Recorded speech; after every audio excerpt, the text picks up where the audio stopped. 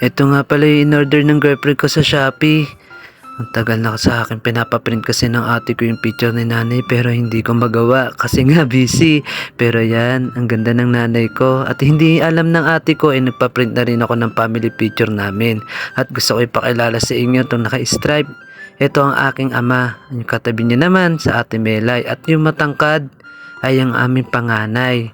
Yung katabi niya naman ito, ang aking ina, napakaganda niya dito. At ayun naman ang aming panganay na lalaki, si Kuya Maxan, si Kuya Aladin, sa Ate Water, at sa Ate Pinitong may hawak na baby at si Enrique. Ito naman ang akin Ate Ninya at ako. Actually, 9 lang kami dyan at wala pa yung aming bunso. At ipapakita ko ulit sa inyo ang aking napakagandang ina. Namatay ang aking ina 2020. Medyo masakit pero tanggap na rin namin. At dahil nga pala ito ay isang surprise, naisipan ko na ibalot ko muna ito. Pero wala nga pala ako nabiling clean wrap, kaya naisipan ko gamitin na lang tong tissue. DIY na lang. At habang binabalot ko nga ito, naiisip ko, kamusta kaya nanay? At namimiss ko din talaga siya. Bilib kaya ako sa nanay ko. Alam niyo ba, 10 kami magkakapatid pero nataguyod niya kami. Bilang sa paglalaba, pagtatahi, maging pagtitinda ng gulay, pinasok na din ni nanay. At ang tatay naman, kahit hindi stable ang kanyang hanap buhay, ay hindi din naman nila kami pinabayaan. Sadyang saksi lang siguro ako sa mga nagawang sakripisyo ni nanay. Kasi nga, mas lumaki kami na kasama namin si nanay kumpara si tatay na laging naalis. Pero gaya ng sinabi ko, hindi naman din kami pinabayaan ni tatay.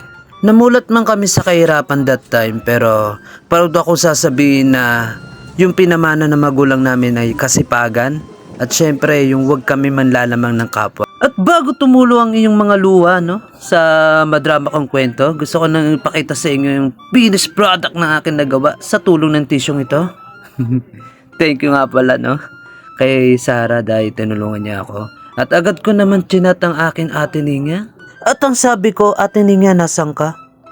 At pagkatapos nito, wala akong mapapaglag dyan, kaya dito ko na lang inilagay.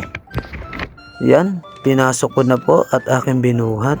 At bago ang lahat, ipiplex ko lang to si Mochi, ang aming bagong pusa na tulog na tulog. Bye-bye, Mochi. At sa mga oras na ito, ako ay naglalakad. Dali na, maganda yung regalo ko na. Hindi may regalo ko. Bakit may tissue? Baka kasi Okay, Rike. Rike. Ano yung regalo ko sa'yo? Wow, ganda. Ayop na.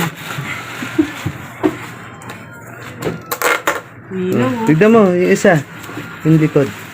Buti naman, huwag yung malino. Ganyan, kay nanay naman yung ganyan mo. Tignan mo nga. Tugyak the station. Tignan mo yung likod. Yeah, Likod yung kasi. sumunod ano. Ayan! Ayan! Ang ganda.